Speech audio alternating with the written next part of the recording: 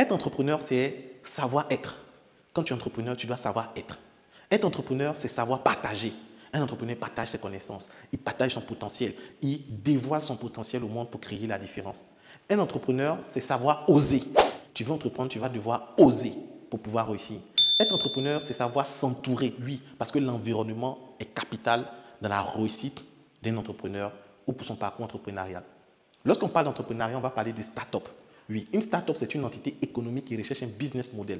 Lorsque tu n'as pas encore un business model, tu n'as pas encore une bonne stratégie pour créer, générer de l'argent, tu es encore une start-up, tu es un débutant. La notion de start-up aujourd'hui avec la technologie a été beaucoup étiquetée en faisant comprendre qu'une start-up, c'est une entreprise innovante technologique. Mais quand tu débutes, quand tu as tes débuts dans les affaires, on te dit que tu es un start-upper. Après, nous avons incubateur. Dans incubateur, nous avons le verbe incuber. Donc, les incubateurs ont pour mission d'aider les entrepreneurs à convertir des idées de technologie innovantes en entreprises à fort potentiel économique et de création d'emplois. Donc, lorsqu'une entreprise est dite forte, est dite intéressante, c'est une entreprise qui arrive à créer de l'emploi et à générer de l'argent. Les deux piliers. Donc ici, ce qu'il faut comprendre, c'est qu'il y a des structures qui existent, qui accompagnent les entrepreneurs. On les appelle des incubateurs. Tu peux chercher dans ton pays, dans ta ville, des incubateurs ou partir sur Google, chercher des incubateurs. Ce sont ces structures-là qui vous accompagnent. Mais aujourd'hui, le réseau 1000 jeunes visionnaires se positionne comme un incubateur, comme une structure d'accompagnement pour t'aider à éclore ton projet et arriver à des sommets. On a la notion d'entreprise. Une entreprise est une entité économique qui exploite un business model pour optimiser ses revenus. Quand on parle d'entreprise, on a déjà un business model, on a déjà un système pour gagner, pour créer, gagner et multiplier l'argent. Donc, une entreprise a en son sein un système qui lui permet de fonctionner. Si vous prenez une entreprise, vous lui demandez quel est le chiffre d'affaires que vous faites chaque juin, il peut vous dire, étant donné qu'il a de l'expérience, pratiquement 5 ans, 10 ans d'existence, il peut vous dire en moyenne ce qu'ils font chaque mois de juin, chaque vacances, chaque mois. Mais lorsque vous êtes une start-up, surtout les 5 premières années, vous n'avez rien qui est stable.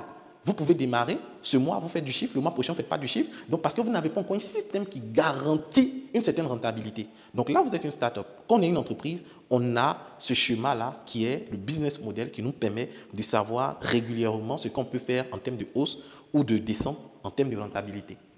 Business model, on en parle. Donc, le business model est la description générale de votre projet qui explique comment l'entreprise crée, la création, comment l'entreprise délivre et comment l'entreprise capture de la valeur, comment l'entreprise se fait de l'argent. Oui, voici ce que c'est que le business model. Mais dans la suite, nous allons voir comment passer de l'idée à un projet. Dans le prochain module, dans le module 2, on va voir le business model Canva et tout ce qu'il faut pour réussir à mettre en place son business model. À côté du business model, on a le business plan. Le business model, ce que vous devez comprendre, c'est comme les modèles. Quelqu'un vient et dit, je veux une chemise.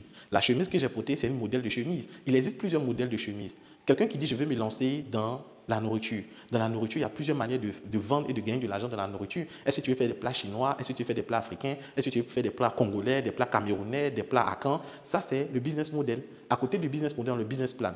Le business plan, c'est après avoir mis en place le business model qu'on peut stabiliser pour réussir à mettre en place le business plan.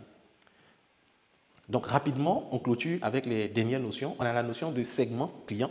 Donc sur le marché, comme vous pouvez le voir sur cette image ici, il y a des gens en vert, des gens en rouge, des gens en bleu. La segmentation, c'est de se dire qu'on a un marché qui est hétérogène. On va arranger des gens en fonction de leurs besoins, en fonction de leur âge, en fonction de leur sexe, en fonction de leurs difficultés et chercher à apporter des solutions. Lorsqu'on va voir les stratégies de vente, on va mieux développer ce sujet.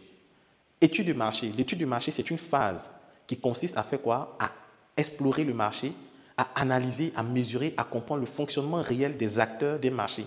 La cible, les concurrents, les fournisseurs. Donc l'étude de marché va vous permettre d'étudier les acteurs de votre marché afin de réussir à atteindre des objectifs et réussir votre projet. Le marché, c'est un endroit physique ou virtuel parce qu'aujourd'hui, avec le digital, on a des marchés virtuels comme Facebook, TikTok où on peut également vendre. Donc le marché, c'est un espace physique ou virtuel où on échange des biens et des services. Donc c'est un ensemble, c'est l'ensemble des consommateurs réels ou potentiels qui souhaitent procéder aux échanges leur permettant de satisfaire leurs besoins. Ça, c'est la notion de marché.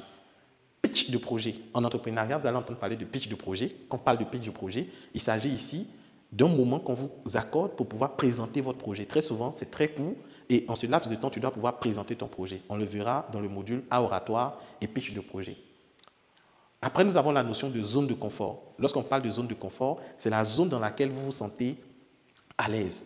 Très souvent, il y a des gens qui ont fait des formations en informatique et qui ne veulent pas changer de secteur d'activité. Moi, par exemple, j'ai fait l'informatique, mais aujourd'hui, je forme beaucoup en marketing et vente. J'ai mis en place une marque de cosmétiques qui me permet de réussir. Donc, lorsqu'on décide d'entreprendre, on va quitter la zone de confort, qui est la zone de tout ce qu'on maîtrise, de notre zone. Vous pouvez être un bosseur, mais être dans votre zone de confort. Ça veut dire que tu es bosseur, tu es informaticien. Si on te dit d'apprendre des choses sur la cosmétique, tu dis non, ça ne m'intéresse pas. Donc, l'informatique devient ta zone de confort. Donc, il faut passer de la zone de confort à la zone de peur, à la zone d'apprentissage et à la zone d'évolution. Donc, toutes ces zones-là, il faut les traverser pour exploiter votre potentiel et atteindre le sommet. Donc, pour finir, nous allons voir quelques différences qu'il y a dans les notions que je vais évoquer en entrepreneuriat. Businessman, entrepreneur. Le businessman, c'est quelqu'un qui fait juste du business. Il prend des produits et des services, il liquide, il vend, il se gagne des commissions et ça va. Un entrepreneur, par contre, il bâtit une entreprise, il bâtit un empire pour le long terme. Il n'est pas là juste pour dealer, il est là pour bâtir quelque chose pour le long terme.